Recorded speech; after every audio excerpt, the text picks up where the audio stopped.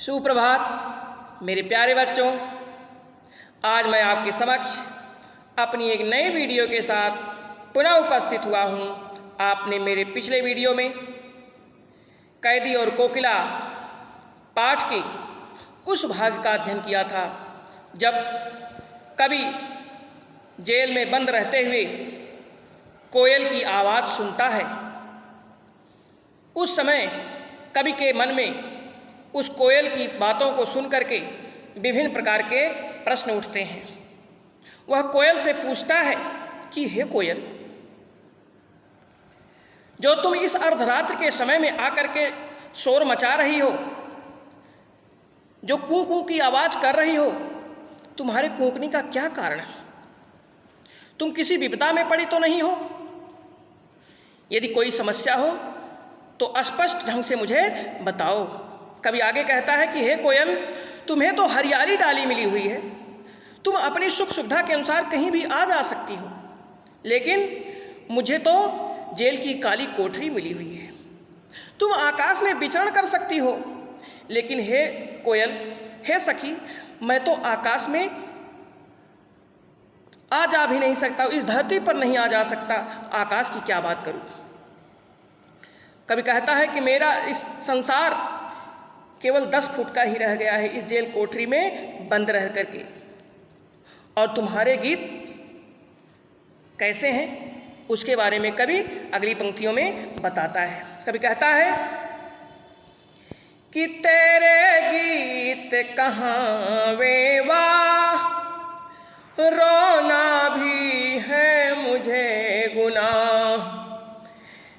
तेरे गीत कहाँ वेवा, रोना भी है मुझे गुनाह। देख विषमता तेरी मेरी, बजा रही तिस पर रणभेरी। कोकिल बोलो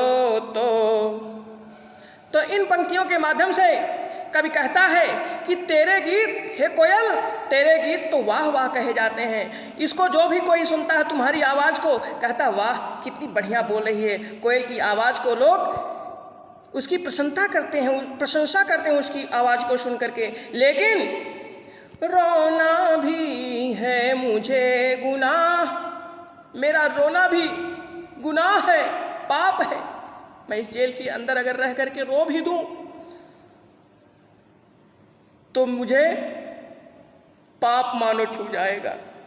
इन अंग्रेजों की दास्तां में जकड़ रह करके हम सही ढंग से रो भी नहीं सकते।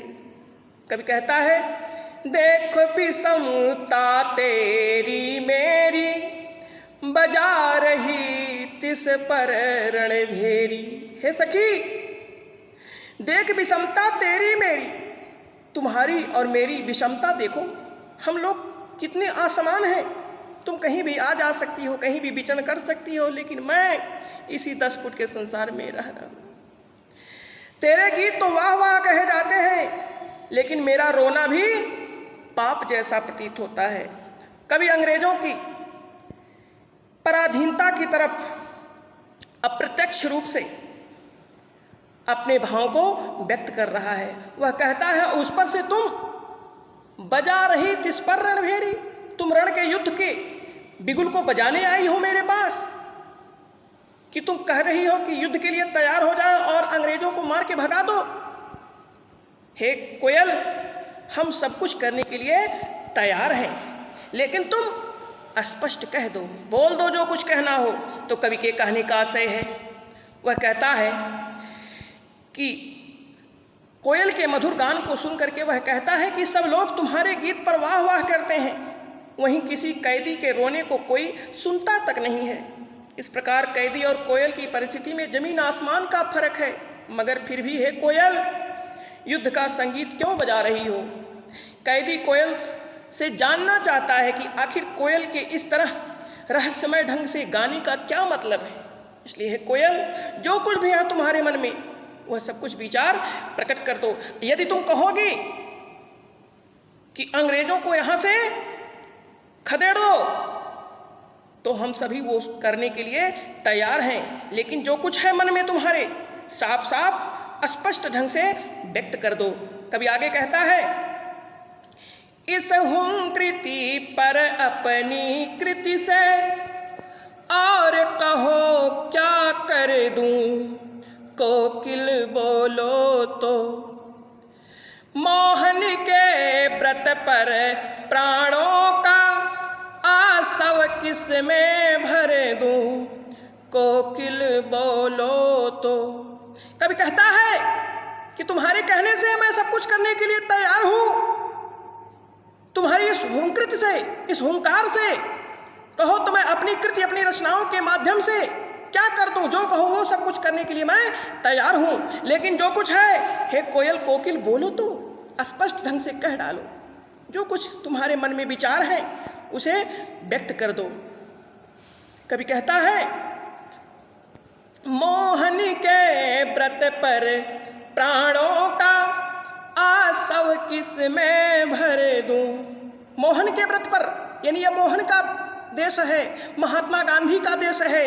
मोहन अर्थात महात्मा गांधी का देश है। उनके व्रत पर लोग चलने वाले हैं, सब अहिंसा और सत्य पर चलने वाले हैं। और इस देश में तुम कहो तो किसके अंदर मैं अपने प्राणों का आसो माने बूंद भर दूं, किसके अंदर कहो तो मैं कहो तो प्राण डाल दूं किसी के अंदर अपनी कविता के माध्यम से। लेकिन हे कोयल, जो कुछ है तुम्हारे मन में वह साफ साफ प्रकट कर दो, अब ज़्यादा देर तक छिपाओ मत। तो कवि के कहने का आशय यह है, वह कहता है कि कवि कोयल और कैदी दोनों के अंदर स्वतंत्रता की प्रबल भावना को दिखाते हुए कहता है कि जहाँ कोयल अपने जोशीली गान से देशवासियों में विद्रोह को जागृत कर रही है, वहीं कैदी स्वतंत्रता के लिए लगातार अंग्रेजी सरकार की यातनाएं सहन कर रहा है। इसलिए कवि ने यहाँ कोयल की आवाज़ को कैदी के लिए आज़ादी का संदेश बताया है, जिसे सुनकर कैदी कुछ भी करने के लिए तैयार हो सकता है। कवि कहता है, इसलिए इन पंक्तियों के माध्यम से कैदी कोयल से पूछ रहा है कि हे कोयल, मुझे बता कि मैं गांधी जी द्वारा चलाए जा रहे इस स्वतंत्रता संग्राम में किस तरह अपने प्राण झोंक दूं। तुम जैसे कहो मैं वैसे तैयार हूं। मैं तुम्हारे गीत संगीत को सुनकर अपनी रचनाओं के द्वारा क्रांति की ज्वाला भड़काने वाली अग्नि तो पैदा कर रहा हूं। मैं अपनी रचनाओं के माध्यम से देखो कितने लोगों को युद्ध के मैदान में तैयार कर दिया है, खड़ा कर दिया है। और लेकिन तुम मुझे बताओ कि मैं देश की आज़ादी के लिए और क्या कर सकता हूँ। वह सब कुछ अपने मन में जो कुछ भी है स्पष्ट ढंग से मुझसे कह डालो। जैसे जैसे कहोगी मैं वैसे वैसे करने के लिए तैयार हूँ। लेकिन हमारा देश आज़ाद होना चाहिए। तो मैं सोचता हूँ कि तुम भी अपने विचार कुछ रखो मेरे सामने। तो बच्चों, आज आपने क्या सीखा? हम अब इस पाठ के कुछ बहुविकल्पीय प्रश्नों पर बढ़ते हैं। प्रश्न नंबर 1, कवि किसके गीत को वाह की संज्ञा दे रहा है? कवि किसके गीत को वाह की संज्ञा दे रहा है? आपके विकल्प हैं का कोयल के, खा स्वयं कवि के, ग भारतीयों के, घ उपर्युक्त सभी। तो आपने अनुमान लगा लिया होगा कि आपका कौन सा विकल्प सही है। जी हाँ, आपका विकल्प का सही है। कोयल के गीत को कवि कहता है कि तेरे गीत कहाँ वे वाह, यानी कि कोयल के गीत को वाह की संज्ञा कवि ने दी है। अब हम अगले प्रश्न पर बढ़ते हैं। प्रश्न नंबर 2, कवि अपनी रचनाओं के माध्यम से क्या करना चाहता है? आपके विकल्प हैं का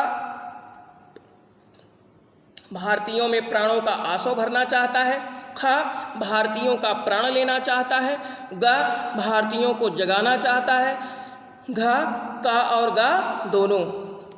तो जी हाँ, आपने अनुमान लगा लिया होगा कि आपका कौन सा विकल्प सही है। जी हाँ, आपका विकल्प घा सही है। का और गा दोनों विकल्प आपके सही है। वह भारतीयों में प्राणों का आंसू भी भरना चाहता था और भारतीयों को जगाना भी चाहता था कि अब ज़्यादा देर तक सो मत, युद्ध के लिए तैयार हो जाओ और अंग्रेजों को मार खदेड़ो। अब हम अगले प्रश्न पर बढ़ते हैं। प्रश्न नंबर 3, कवि ने मोहन शब्द का प्रयोग किसके लिए किया है? कवि ने मोहन शब्द का प्रयोग किसके लिए किया है? आपके विकल्प हैं का कृष्ण के लिए, ख बलराम के लिए, ग विष्णु के लिए, घ महात्मा गांधी के लिए। तो आपने अनुमान लगा लिया होगा कि आपका कौन सा विकल्प सही है। जी हाँ बच्चों, आपका अनुमान एकदम बिल्कुल सही है। आपका विकल्प घ सही है, महात्मा गांधी के लिए। अब हम प्रश्न अभ्यास के प्रश्नों पर बढ़ते हैं। आप लोग नोट करिए, निम्नलिखित प्रश्नों के उत्तर दीजिए। प्रश्न नंबर 1, तेरे गीत कहावे वाह, रोना भी है मुझे गुनाह, देख विषमता तेरी मेरी, बजा रही तिस पर रणभेरी, पंक्ति का क्या आशय है। हम अगले प्रश्न पर बढ़ते हैं। प्रश्न नंबर 2, कवि को कोयल से ईर्ष्या क्यों हो रही है। कवि को कोयल से ईर्ष्या क्यों हो रही है। हम आपसे अपनी एक नई वीडियो के साथ, एक नए प्रकरण के साथ पुनः मिलते हैं। तब तक के लिए धन्यवाद।